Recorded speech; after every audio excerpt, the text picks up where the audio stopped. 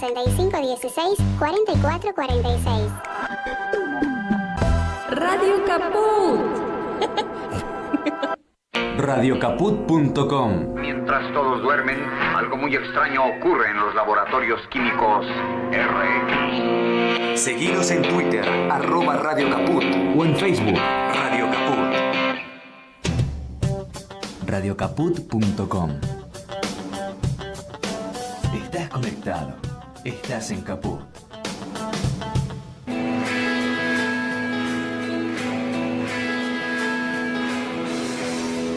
Bandera en tu corazón, yo quiero verla ondeando, luzca el sol o no.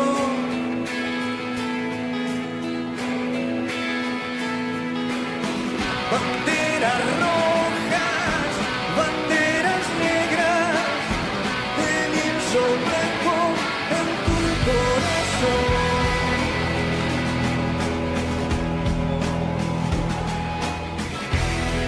Perfume al filo del dolor, así invisible, licor veneno del amor.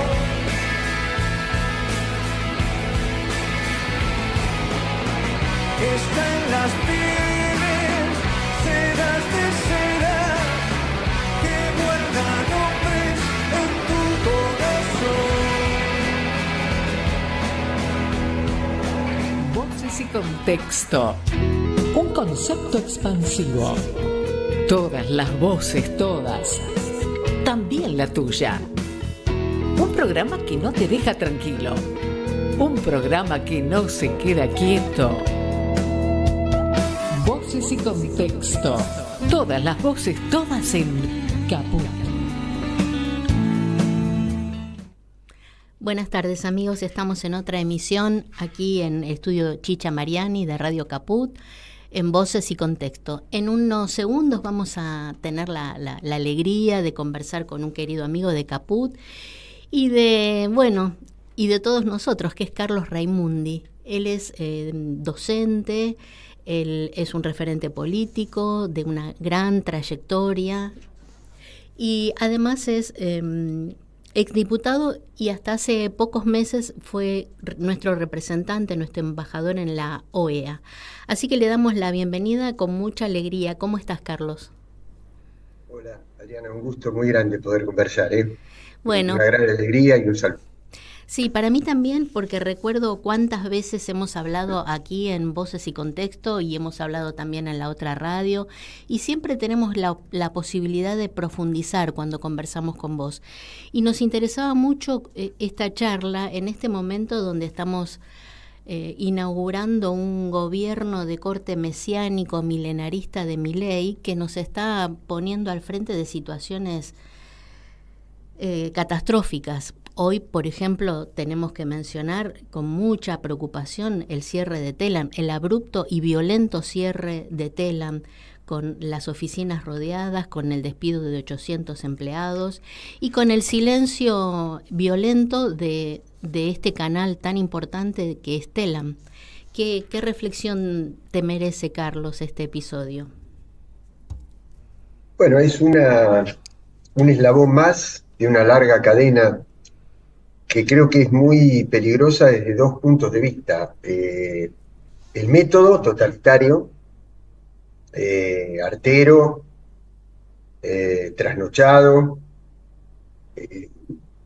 sin aviso, y lo otro es lo más profundo de todo, que es eliminar una voz pública, una voz, es decir, es dejarle todo el terreno de la elaboración de los mensajes de todo tipo, ya sea políticos, económicos, culturales, sociales, deportivos, dejárselo al mundo privado, es el reino del mercado, así que tiene connotaciones terribles desde el punto de vista social por las personas que trabajan en Telam y que se quedan sin su fuente de sustento, y de las personas a las cuales Telam alimenta, dándole una perspectiva distinta de la que le dan los grandes medios concentrados a la información, a la noticia, a la escala de prioridades. Así que desde todo punto de vista es una cosa terrible, ¿no? Y aparte el sentido federal que tiene Telam, ¿no? Sí, sí, bueno, mira, lo que pasa es que si desmenuzamos le vamos Sí. a ir encontrando los mismos ribetes de toda la política, ¿no? El mofarse eh, del, de la estructura federal de nuestro país, por supuesto. No es que se cierre la oficina central de Buenos Aires, se cierran todas las oficinas porque se cierra la agencia. Claro. Así que sí, es la elaboración de la noticia desde los grandes centros de poder y no desde cada rincón de la patria, como lo hacía Telam con un sentido de lo público. Ahora, después si vos me decís, vos me podrías decir, no sé, alguien puede haber encontrado, no lo digo con mis palabras porque no me consta para nada, pero vamos a suponer que alguien encuentre alguna irregularidad en el pago de una factura, en el otorgamiento de una pauta, no sé, lo que sea. Bueno, lo que hay que hacer es corregir eso, no cerrar la agencia, Claro. ¿no? Digo porque nosotros nos tenemos que hacer cargo de que muchas de las instituciones que defendemos tienen defectos y funcionan mal. Pero la solución no es la motosierra, claramente, ¿no? Claro, Sino la democracia. sí, yo a veces conversando con amigos, con compañeros, digo, bueno, hay que curar al enfermo, no aplicarle la eutanasia, ¿no? Aunque parezca, no sé, como brutal, pero es esta la sensación que tenemos. Y además creo, no sé si compartís, Carlos, la sensación de que es un gobierno que nos ha declarado la guerra a los argentinos, ¿no? Mira, es permanente eso, ¿no? Vos fíjate el mensaje del otro día, qué cosa cínica, canallesca, porque desde una suerte de semblante de aplomo, de moderación, que no es precisamente lo que caracteriza la personalidad auténtica de este personaje, profirió cuanto agravio, cuanto insulto generalizado vos te puedas imaginar, ¿no? Pero además ofreció un acuerdo que es, mire, yo les ofrezco este acuerdo porque el que no firme este acuerdo va a ser el representante del pasado, no va a querer construir el futuro. Ahora, eso sí, los 10 puntos del acuerdo no se modifican, que son los que pienso yo, los que quiero yo. Entonces vos decís, entonces, ¿para qué llama un acuerdo? Que diga, vamos a firmar un contrato de adhesión, ¿no? Lo mismo cuando se retiró el proyecto de la que se llamaba la ley Ómnibus. Él había ganado una votación en general unos días antes. Sí. Y resulta que después, en lugar de conversar con los que le habían dado el apoyo, los insulta. Los desprecia. Entonces, vos decís, este hombre es muy difícil convivir, ¿no? Es muy difícil encontrar un punto de diálogo, un punto de comunicación, porque en cualquier momento te sale con una locura. Por suerte, como decía Leopoldo Moró en un tuit que vi el otro día, ningún legislador se salió de las casillas porque era lo que él buscaba, digamos, ¿no? Y nosotros no tenemos que ser.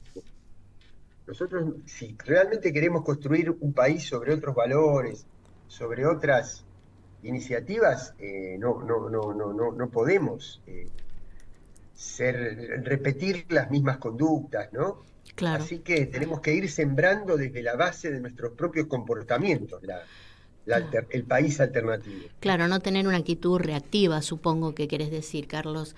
Ahora, con respecto a esto que estamos viviendo, que padecemos, que nos preocupa, y a nosotros que nos preocupa fundamentalmente la cuestión política y social, no sé si compartís esta idea. A veces uno siente como un agobio, ¿no? Un agobio del diagnóstico, porque vemos que se pasan horas y muchas horas de análisis, de lecturas, de entrevistas, donde se hacen diagnósticos. Y los diagnósticos, lamentablemente, los padecemos, los conocemos. Y a mí me gustaría mucho preguntarte a vos, Carlos, que yo sé que vas mucho más allá del diagnóstico, más allá de todo esto que conocemos y de este nuevo panorama que no por nuevo nos llama demasiado la atención, ¿no? Porque es un poco lo que se vislumbraba en la campaña. Más allá del diagnóstico, ¿cuál crees vos que tendría que ser la actitud de la oposición, de nosotros, de los legisladores, de los políticos, de los militantes, de los movimientos sociales, de los movimientos sindicales? Porque yo tengo la percepción de que todavía hay como una especie de pasmo y no veo realmente una dirigencia que aporte cauces de acción concretos. A lo mejor es muy pronto, ¿no? No, pero no se trata de pronto o tardío o demorado, dilatado, no. Se trata de dos tiempos, digamos, los tiempos de una dirigencia derrotada, pero que además en gran parte es responsable de esa derrota, y por lo tanto tiene que reflexionar mucho, y también los tiempos del pueblo. Es decir,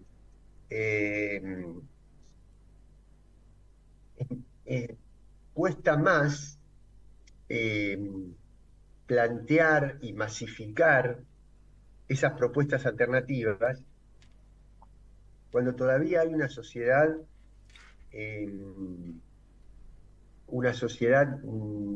o una parte de la sociedad que está mucho más predispuesta a creerle al discurso libertario que a creerle al discurso social, ¿no? A pesar del padecimiento, ¿no? Es que claro, pero el padecimiento, que cada minuto que pasa es más trágico, los chicos que se alimentan en los comedores y que no tienen alimento, ¿no? O las personas que no pueden ir a trabajar porque no pueden tomar el transporte público, la gente que se queda sin casa porque no puede renovar el alquiler, los remedios. No, eso, la cuestión social, que el plano humano, digamos, es el más terrible de todo. Pero ¿qué es lo que sucede? Que tuvieron la capacidad de persuadir a una parte mayoritaria de nuestra sociedad de que no había alternativa, digamos, de que era el mal que necesariamente debía ocurrir para poner en orden las cosas, Claro. porque las cosas estaban en un gran desorden. Y efectivamente las cosas estaban en un gran desorden. Sí. Entonces, ahí es donde yo escuchándote, creo lo siguiente: el rol de la política es actuar, no es parlamentar, sino obviamente emitir una palabra, pero con el sentido de cambiar la realidad, cambiar las cosas, de que tengan un efecto concreto sobre la realidad. Ahora, para poder actuar, y actuar correctamente y no equivocarse, y no tomar malas decisiones, primero hay que entender. Entonces, por eso sirve la reflexión. Ahora, como vos decís, Adriana, si uno se pasa la vida reflexionando y teorizando, y señalando con el puntero, en lugar de poner el cuerpo y actuar, ahí sí, entonces hay como una sobredosis de teoría y déficit muy fuerte de práctica, de ir a lo concreto. Pero yo creo que lo que no podemos hacer es volvernos a equivocar. Y para no volvernos a equivocar tenemos que ver en qué nos habíamos equivocado, en qué nos equivocamos. Y nos equivocamos en cosas muy profundas.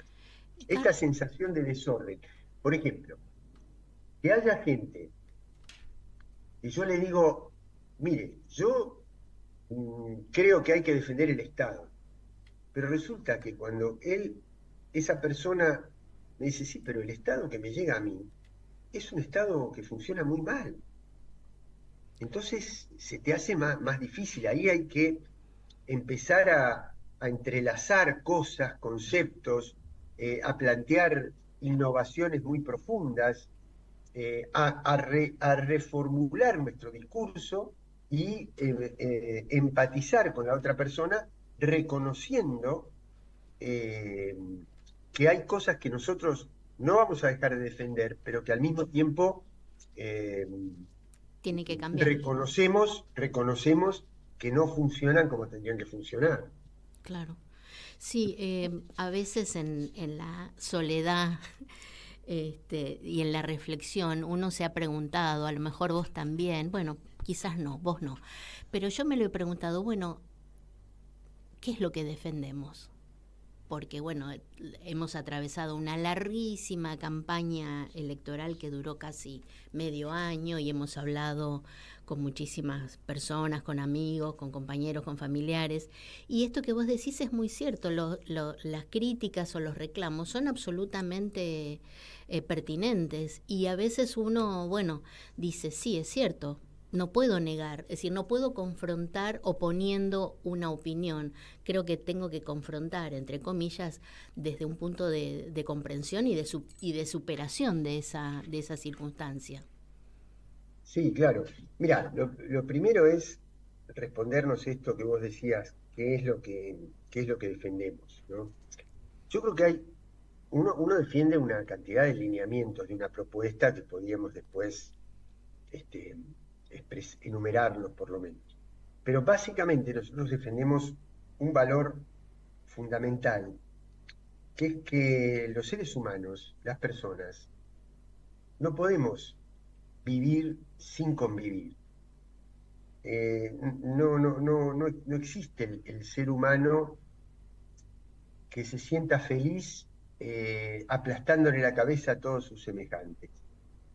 Entonces, si nosotros vemos una persona que ha sufrido un daño, un gravamen, una inclemencia de la realidad, del destino, tenemos que tender a ayudarla, a reparar, a equilibrar, a estar siempre con el más débil para tratar de darle las herramientas y que se pueda poner a tono con el resto. En cambio, la ideología del mercado, cuando ve a una persona débil, lo primero que tiende a hacer es decir que esa persona está débil porque no tiene la capacidad, porque no tuvo la capacidad o porque no tuvo la voluntad de sobreponerse a los desafíos que le presentaba el mercado. Claro. Entonces no merece vivir, claro. No merece nuestra ayuda. Claro, es la política del descarte, ¿no? Claro, bueno, por supuesto. Entonces, por eso aparece como un mérito lograr un equilibrio fiscal a partir de echar gente de su trabajo, a partir de pulverizar instituciones públicas como las instituciones de la cultura, del arte, o ajustar las jubilaciones de tal manera que una persona no pueda completar su lista de medicamentos. Entonces, eso no importa, porque lo que sí importa es responder a las leyes macroeconómicas. Claro. Esa es una diferencia conceptual fundamental. Es decir, nosotros sí creemos en la justicia social. Vos imaginate, si yo, vamos a suponer que yo fuera el Estado, entonces paso por una esquina y veo 5 personas que le están pegando a una, indefensa. Y entonces digo, no me meto porque el Estado no tiene por qué meterse en la vida privada de las personas. El no meterme es jugar a favor de los 5. Claro, sí, es ser cómplice. No es ser neutro, claro. No, la inacción del Estado, la inacción de la política, no es neutralidad, es consentir la situación del más fuerte. Claro. Y Milei lo ha dicho expresamente, no solamente lo dijo en la campaña y en sus discursos, lo dijo en el foro de Davos. Los grandes benefactores de la humanidad son los grandes monopolios. Claro. Y esos grandes monopolios son los que han llevado al mundo a la catástrofe climática, a una concentración inmoral de la riqueza y ahora lo están llevando al borde de la guerra nuclear. Claro. Entonces, estamos en las antípodas. Así que defendemos todos los valores distintos. Ahora, la gran pregunta es, ¿por qué todavía sigue habiendo, a pesar del padecimiento, como decías vos, tanta gente que todavía respalda o todavía cree que Milei les está diciendo la verdad? Y eso tiene que ver con que su diagnóstico, el diagnóstico que él hacía el otro día del déficit del Banco Central, de la cantidad de tipos de cambio, de las trabas a las importaciones, de todo, son reales. Sí. Es decir, nosotros generamos mucho desorden, tanto desorden que la gente prefirió votar esto porque en algún momento se sintió seducida por ese planteo de que nosotros habíamos hecho todo mal y que ellos lo iban a hacer mejor. No es así, ellos representan justamente los intereses del saqueo, pero nosotros tenemos que analizar cómo rompemos esa traba que tenemos por la cual tanta gente sigue creyendo todavía que la angustia que está viviendo era una angustia necesaria, Claro, sí, para sí. poder salir, ¿no? Sí, de me aquel parece desorden que nosotros dejamos. que ese también es un planteo de las ideologías mesiánicas, ¿no? Es decir, primero pagar como una especie de culpa, karma, o bueno, el nombre que le quieras poner, como para después, digamos, empezar otra etapa, como primero hay que purgar todos esos males. Y sabemos que es un argumento absolutamente falaz, y en manos de este tipo de personas más falaz todavía. Ahora, yo pienso, Carlos, que además de que, bueno, que es una cuestión, es el nuevo fantasma que recorre el mundo, ¿no?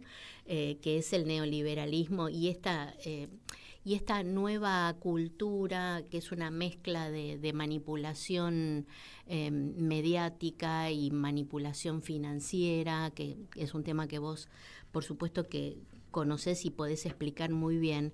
Entonces sabemos que es un fenómeno que no es solamente local, pero se dan determinadas circunstancias muy específicas en este momento en la Argentina, en este contexto internacional.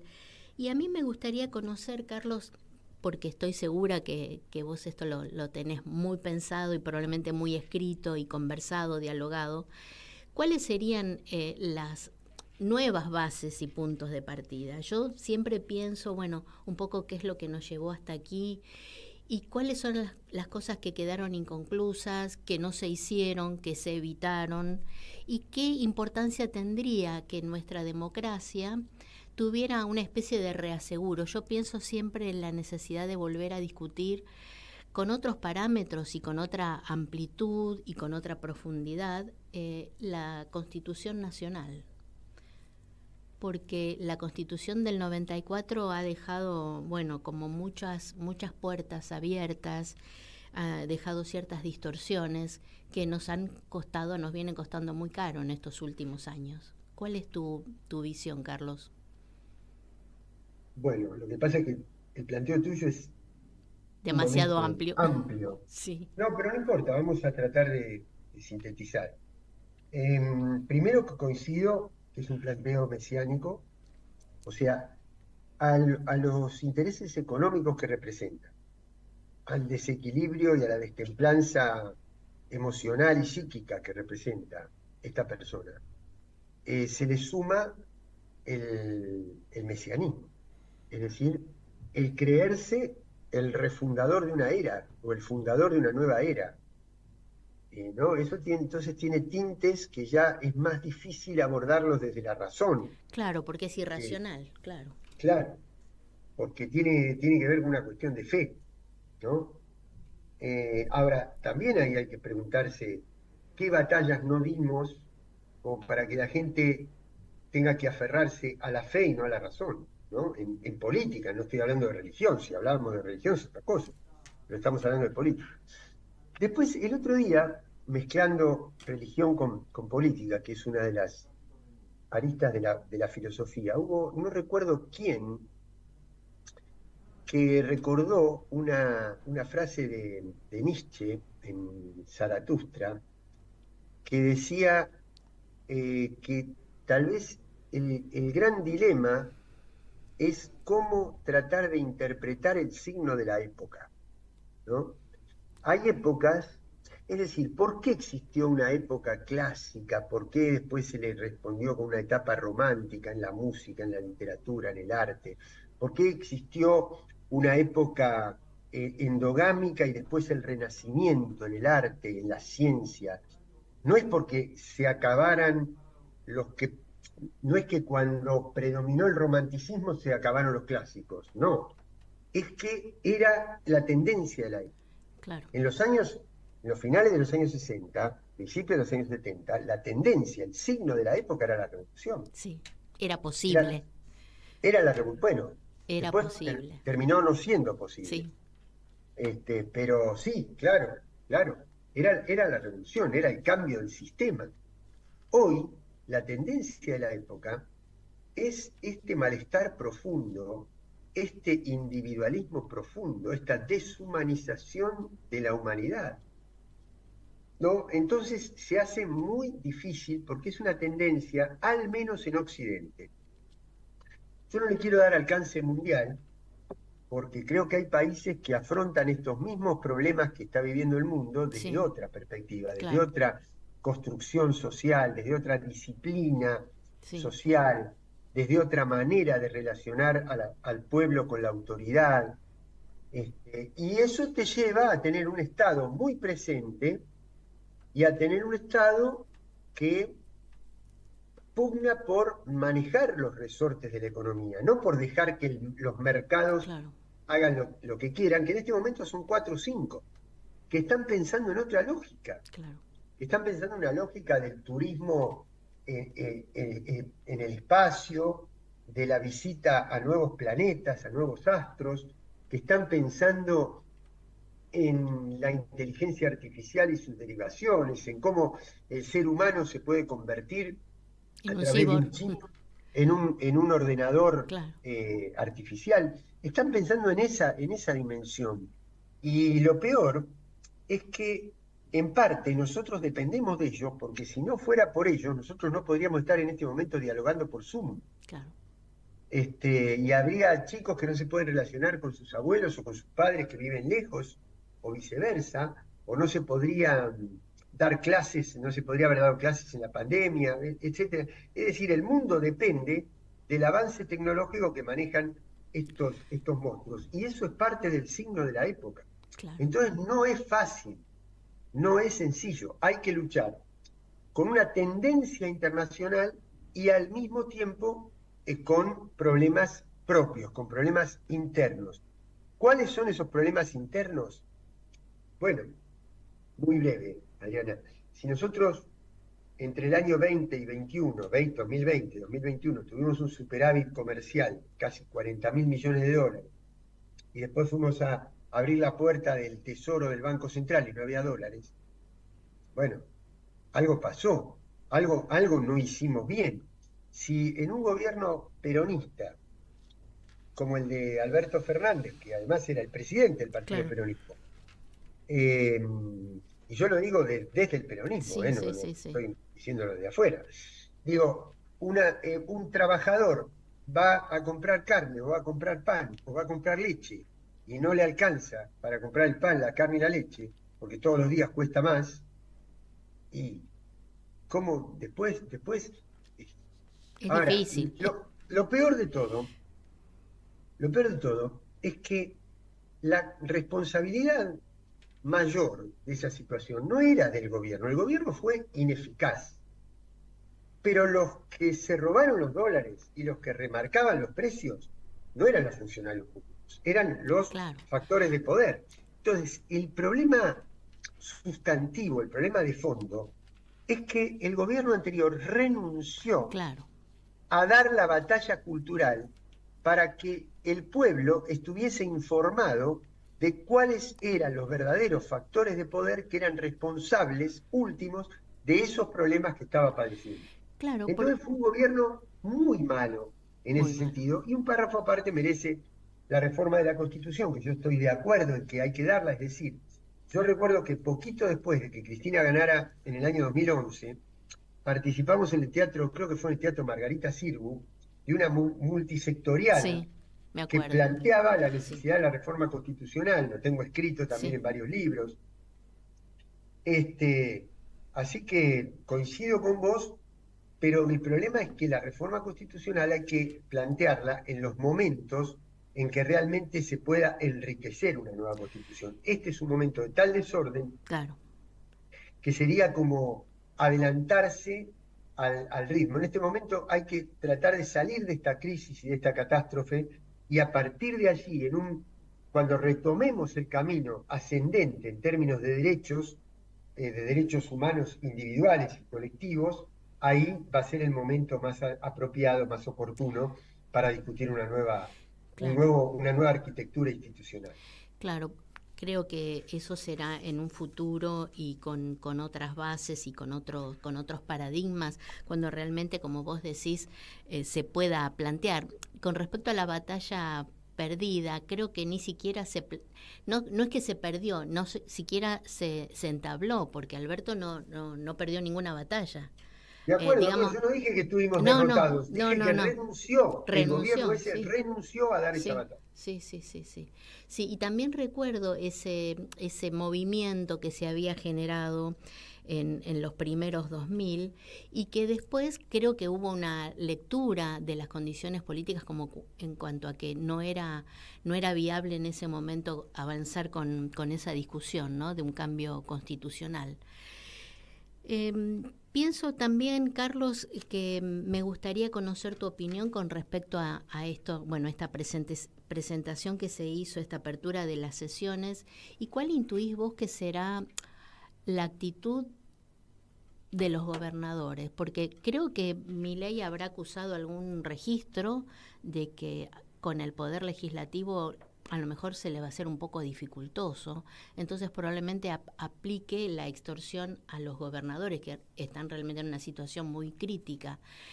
¿Cuál perfilás vos que puede ser la actitud de los gobernadores para mayo, que es ahora, pero falta mucho para mayo? Sí, mirá, no lo podría aventurar así Sí, con precisión, te puedo dar algunas impresiones. Primero que Milei es una expresión, ¿cómo te podría decir?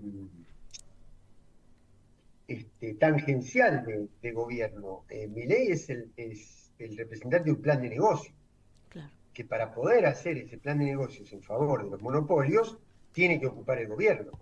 Pero el gobierno es instrumental para él, no es una finalidad.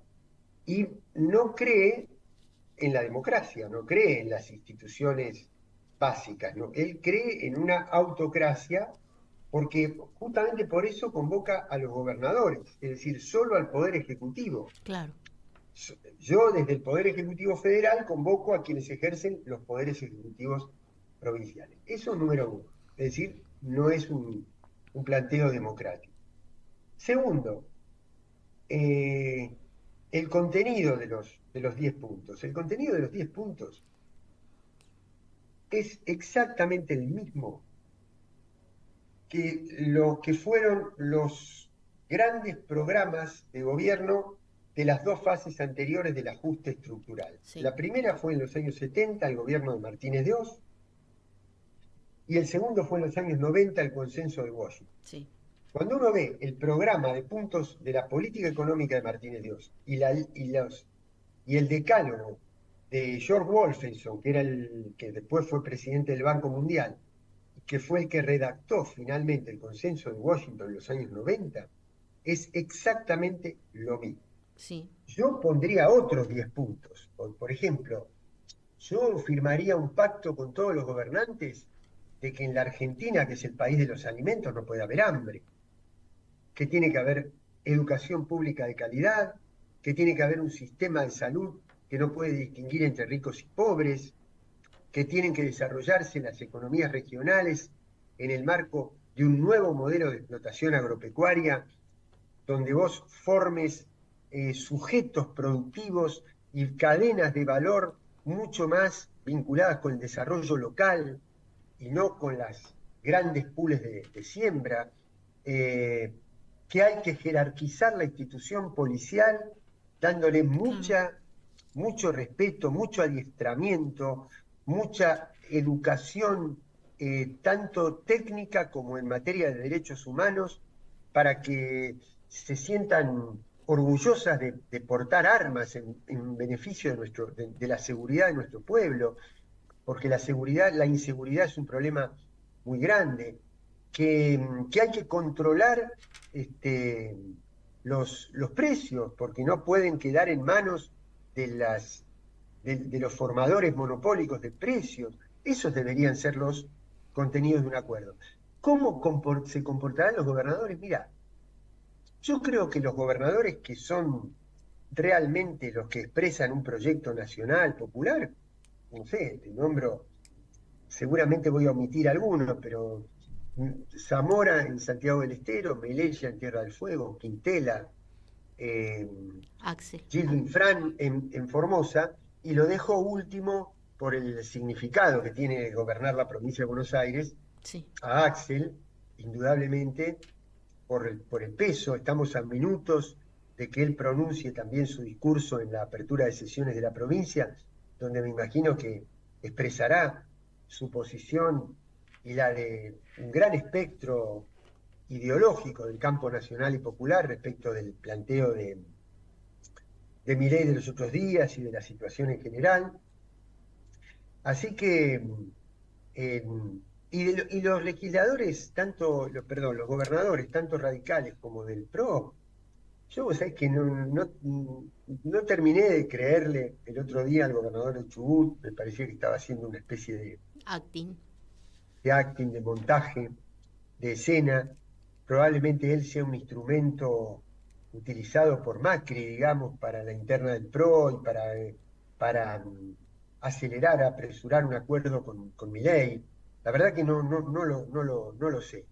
No lo sé. Me queda la incógnita de algunos gobernadores que han tenido alguna postura más o menos digna, como el caso de Puyaro, del gobernador de Córdoba, pero no, la verdad que no lo sé, porque es un momento donde muchos gobernadores, en lugar de sentirse primero integrantes de un todo que es la Argentina, y desde ahí, desde la defensa de ese todo, tratar de mejorar la situación de la provincia, sienten que lo primero que tienen que hacer es garantizar su propia situación, Claro. y recién después pensar en el destino del país. Así que no estoy en condiciones de Sí. aventurar cuál puede ser el procedimiento Sí, de, bueno, de la claro. totalidad de los gobernadores. Claro, sí, realmente sería hacer futurología, ¿no? Y caeríamos en artes místicas que no que no es lo que queremos hacer en este momento, Carlos.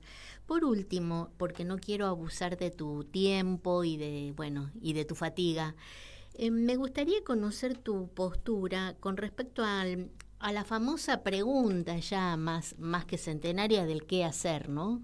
Que seguramente vos recordás quién la hizo y quién escribió. Sí, hay un libro Sí, con ese título, un Sí, manifiesto, un digamos, manifiesto, con ese título sí, de sí. Lenin, por Bueno, supuesto. en otro contexto, yo te pregunto, ¿qué hacer? Porque sabés que he escuchado en estos últimos días, en estas últimas semanas, algunos representantes políticos que dicen, bueno, la política tiene que esperar y tiene que tomar la iniciativa a los movimientos sociales y el sindicalismo, ¿no? Y a mí me pareció, perdón, voy a ser muy sincera, me pareció un poco mezquina esa actitud, ¿no? Porque es cierto que los movimientos sociales se van a manifestar, pero también creo que es necesario que haya como una toma de compromiso expresa justamente de los dirigentes políticos. Y bueno, esa es una opinión nada más de un referente político que no viene al caso, ¿no? Pero ¿cuál ves vos que es el panorama? ¿Cuál es el espíritu de este momento con respecto a los dirigentes políticos? ¿Cuál crees vos que es la postura, bueno, lo que vos percibís? Mira, yo no quiero generalizar, pero por una razón muy sencilla, porque primero, las fronteras entre los movimientos sociales y la política, y entre el sindicalismo y la política, no son una cosa absolutamente Estanca. terminante, Claro. digamos, ¿no? Es decir, hay movimientos sociales que son puramente reivindicativos, que necesitan un plato de comida y se lo van a pedir tanto al que te hambrea como al que te da derechos. Y negocian igual con un gobierno que con el otro, ¿no? Ha pasado, Sí, sabemos. ¿no? Por un lado pusieron diputados en la lista del Frente para la Victoria y por otro lado estaban arreglando el presupuesto con la ministra de Desarrollo Social de Macri. Tal cual. Entonces, juegan, o sea, juegan un poco a la política y un poco a ser reivindicativos, ¿no? Y con los sindicatos pasa lo mismo, porque vos imaginate que un sindicato que tiene la posibilidad de parar el país, ya sea en la producción, o en el transporte, o en las comunicaciones, o en la industria automotriz y metalúrgica, y Sí. tiene repercusiones políticas directas. Eso es lo primero. Segundo, la política, yo el otro día estaba escuchando a un dirigente que decía que, o varios han sido, que le dicen a Milei que no ha tocado a la casta. Y ahí yo no quiero utilizar esa misma frase, porque implicaría que yo estoy dando por sentado Claro, que hay una sí, casta. sí, no utilizar ese argumento. ¿no? Imagínate, Adriana, yo he sido legislador nacional, he sido dirigente juvenil, universitario, he sido representante de la Argentina en el exterior, y la verdad no me considero parte, porque ahora volví a la Argentina y soy profesor universitario, yo Claro. no soy de ninguna casta. Claro. Entonces, asociar a un legislador o a un militante político con una casta, yo no estoy de acuerdo. Ahora, sí también no sería sincero si no te digo que a lo largo de todos estos años en que traté de representar lo más dignamente que pude los intereses de quienes habían depositado su fe en mí y su voto, entiendo que mucha gente crea que detrás de cada decisión política hay un negocio, un aprovechamiento, una corruptela o una corrupción. También lo hay, pero lo que hay que hacer es detectar dónde está eso y corregirlo con una conducta muy proba de cada uno. Entonces, eso como primera cuestión, ¿no? Ahora, ¿qué hacer? Hay dos planos. Uno es el de la propuesta. Yo recién, por ejemplo, te decía, mira, si yo dejo el comercio exterior a cargo de las empresas, que son 4 o 5, Los puertos. por rubro, digamos, por rubro, porque vos tenés las aceiteras, las cerealeras, los grandes frigoríficos, los grandes laboratorios, la siderurgia, pero cada una es una o dos empresas, oligopoli, ¿no? La política que se den para exportar y para importar no va a tener en cuenta sus propios intereses, no los intereses del desarrollo del Claro, país, claro. ¿no? Por ejemplo, si yo dejo la producción del petróleo en una empresa privada, lo que va a hacer va a explotar todo lo que pueda, los yacimientos que tiene el país, y no va a reinvertir en el desarrollo del país, se va a llevar Claro. el dinero a la matriz que tiene en el exterior. Entonces, ¿qué hacer con los recursos naturales? Y con el comercio exterior, ponerlos en manos del Estado. Cuando existía la Junta de Granos, Sí. que monopolizaba el comercio exterior, pero desde el interés público, no desde el interés de un grupo, Claro. de una corporación, sino desde el interés público, ¿qué es lo que hacía? Cuando el precio estaba muy alto, se quedaba con una parte, constituía un fondo, y cuando el precio estaba muy bajo, ¿para qué? Para que el exportador no se enriqueciera indebidamente y se pudiera utilizar esa renta, que es pública, no es del exportador, sino es un recurso natural del país, se pudiera utilizar para crear un fondo. Cuando el precio estaba bajo, el productor no se tenía que empobrecer. Claro. Entonces, con ese fondo equilibrador o compensador, se le daba y se le mantenía un precio sostén. Bueno, hay que recuperar eso. Hay que recuperar el valor, recuperarlo y sin complejos. pero lo estoy diciendo con todas las palabras. Sí, sí. Hay que recuperar el control de la política monetaria. Si vos dolarizás la economía, si vos te entregás a que tu moneda es la moneda que imprime otro país, vos quedás sujeto a la política monetaria del otro país, no del tuyo. Entonces, ahora, nosotros hemos hecho estragos con la confianza de la gente en nuestra moneda. Entonces hay que recuperar la confianza de la moneda. Pero después, por ejemplo, es muy difícil decir qué hacer, que a Lenin le costó un libro y que yo te lo pueda decir en el último tramo de una entrevista radial. Pero vos tenés una guerra en este momento en el mundo que ha incrementado el precio de los alimentos y de la energía. ¿Qué es lo que pasa? Vos suponete si vos tenés un comercio y te dicen que lo que vos vendés y lo que vos producís aumenta el precio. Vos estás feliz. Bueno, la Argentina, que tiene abundancia de alimentos y abundancia de energía, no puede disfrutar del aumento de los precios. ¿Por qué? Porque la renta es privada y monopólica. Hay que recuperar esa renta. Vos decís, ¿qué hacer? Y tengo que recuperar lo que es mío. ¿Pero por qué es mío, Adriana? Pero no mío, de Carlos Raimundi. Del pueblo argentino. ¿Por qué? Vamos a suponer que yo soy una empresa de semillas o de fertilizantes, no agrotóxicos, de los que están permitidos, los que se pueden usar. Entonces yo los pongo en la zona núcleo, saco una renta extraordinaria.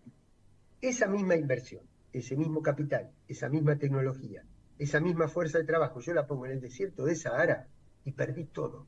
Claro. No solamente que no tuve mega ganancia, todo lo que invertí lo perdí. Quiere decir que, ¿por qué acá tiene renta? Por el recurso natural. Pero el recurso natural, la riqueza de la tierra, ya sea en esto, o en minería, o en pesca, es del pueblo.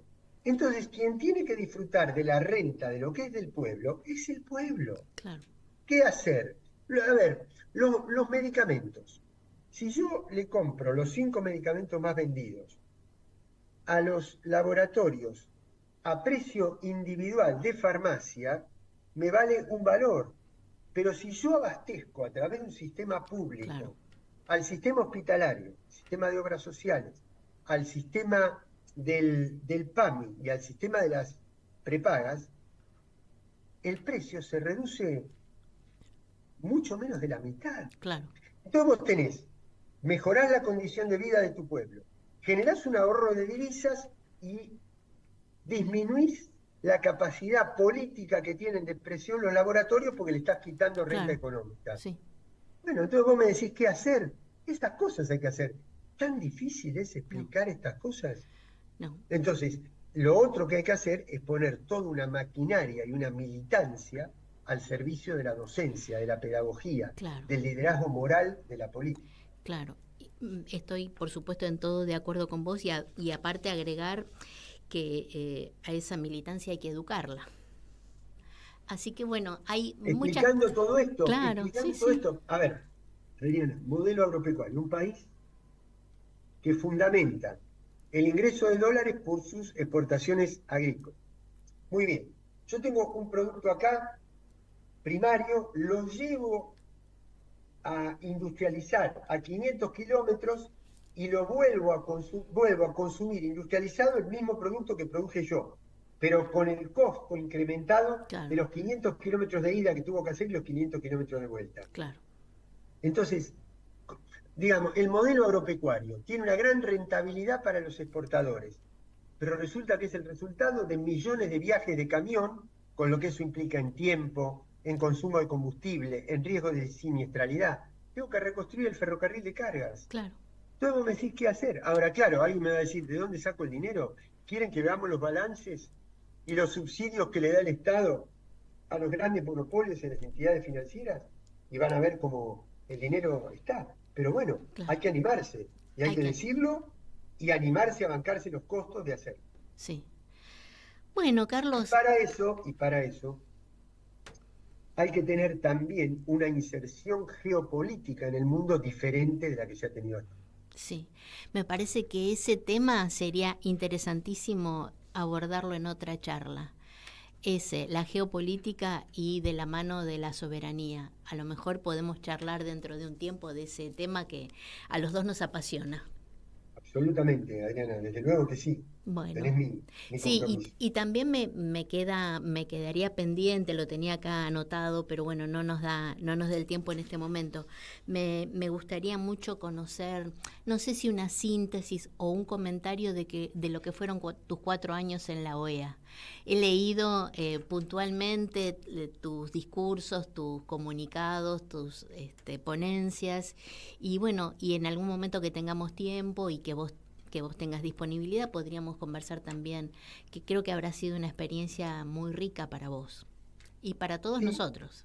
sí, lo fue, pero te economizo el esfuerzo porque te envío un libro que va a salir editado próximamente Bueno, con toda esa experiencia, esos años de experiencia internacional.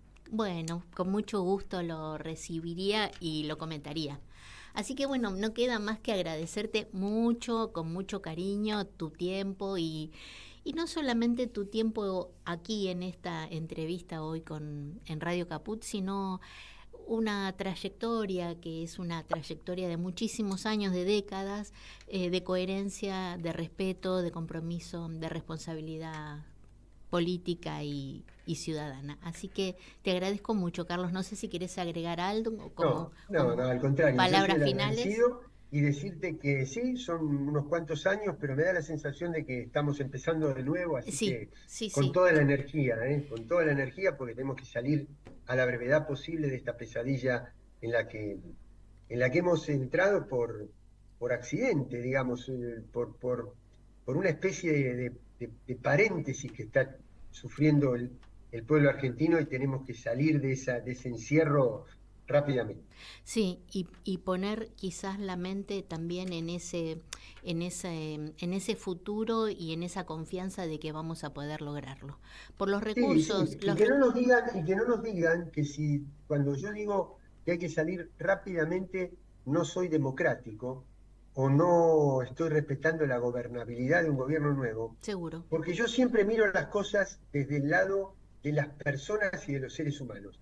Y cuando los seres humanos se mueren por culpa de una política y se enferman y padecen por culpa de una política, yo creo que hay que terminar con esa política lo antes posible y eso es lo más democrático del mundo.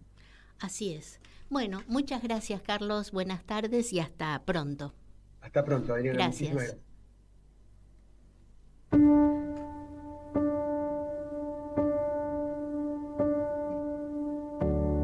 Enemigo de la guerra y su reverso, la medalla.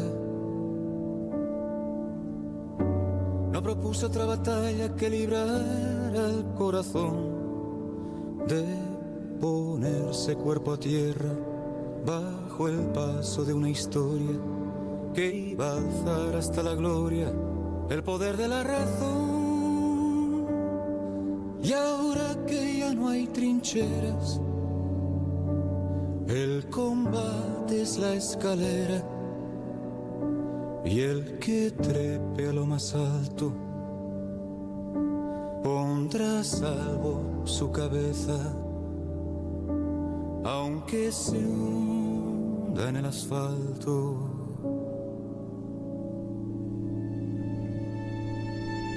La belleza, la belleza, la belleza, la belleza, la belleza.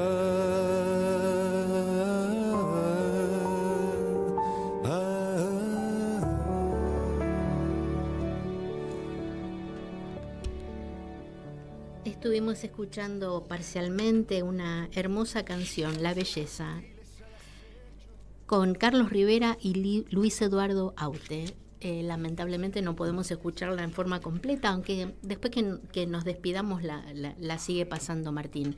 Y yo quería dedicar esta canción hermosa a hacer justicia, simplemente quizás, además de dedicarla a una querida amiga, Carla Can. Ella me acercó esta belleza.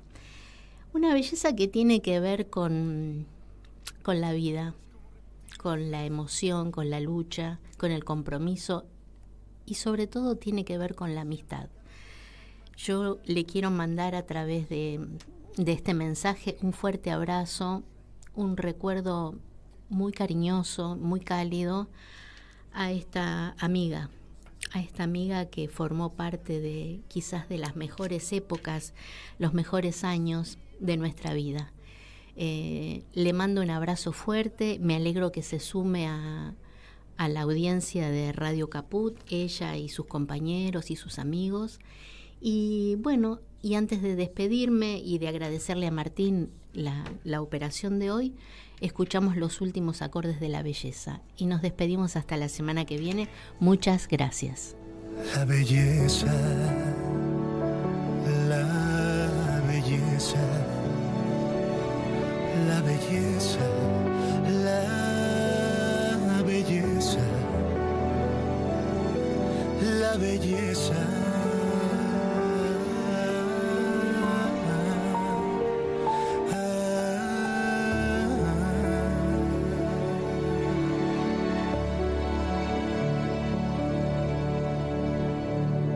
Y me hablaron de futuros fraternales, solidarios,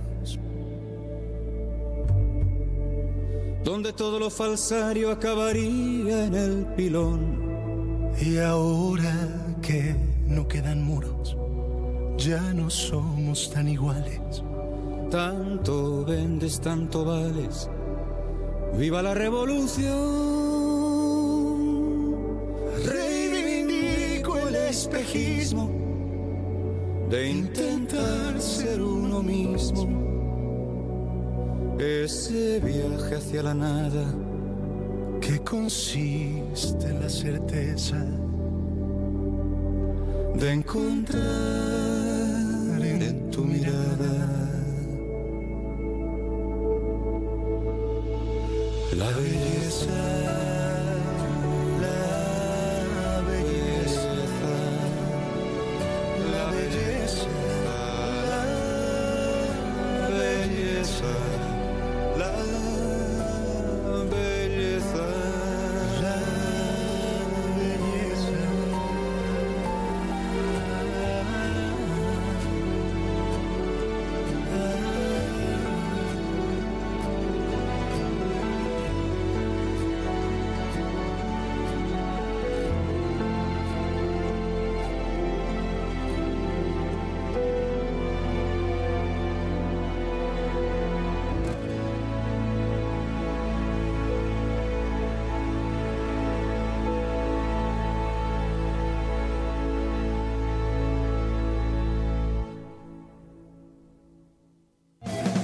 Voces y contexto.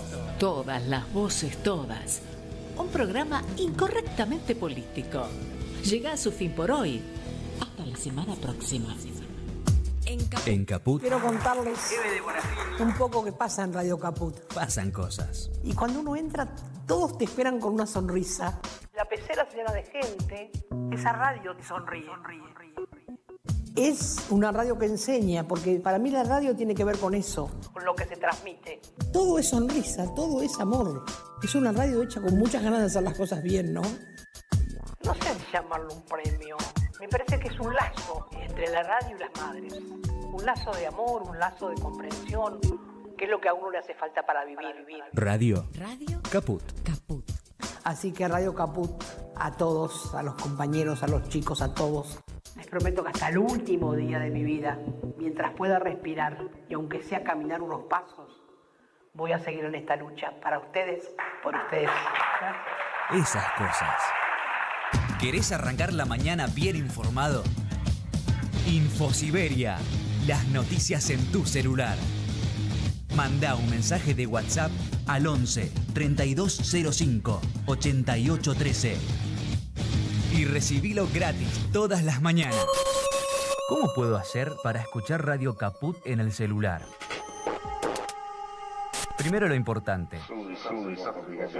Prenda el teléfono. Así me puedo acercar a saludarlos y... Abra el Play Store de Google, tipee en el cuadro de búsqueda Radio Caput Caput con C. No desesperes, es la única que hay. Toque el botón instalar y espere unos instantes. La aplicación de Radio Caput ha sido instalada exitosamente. Busque el icono en su celular. Los quiero mucho, los aprecio y los admiro mucho, lo que hacen, los felicito. Y podrá escuchar la única y reemplazable programación de Radio Caput. Sería un placer para mí, realmente. Radio Caput. Radiocaput.com. Mientras todos duermen, algo muy extraño ocurre en los laboratorios químicos RX. Seguinos en Twitter, @Radio Caput, o en Facebook, Radio Caput. ¿Sabe lo que pasa? Acá le está fallando el engranaje. Si usted no le pone un poquitito de Radio Caput, el engranaje va a seguir fallando. ¿Radio? Caput. 5, 4, 3, 2, 1. ¿No quieren? Mate. Bueno, a ver. Ok. Sí. Ah, ¿es acá? Sí. Ahí sí puede ser. Radio Caput. Radio Caput. Radio Caput. Esto es Radio Caput. Buenas noches, muchas gracias. ¡Ah, sí! Si quieres ver un paraíso, solo mira a tu alrededor y velo. Radio Caput. Desde el lugar de las utopías. Hoy Chicha se nos fue. En Caput. Ana María Cariaga, pero quizás no sobre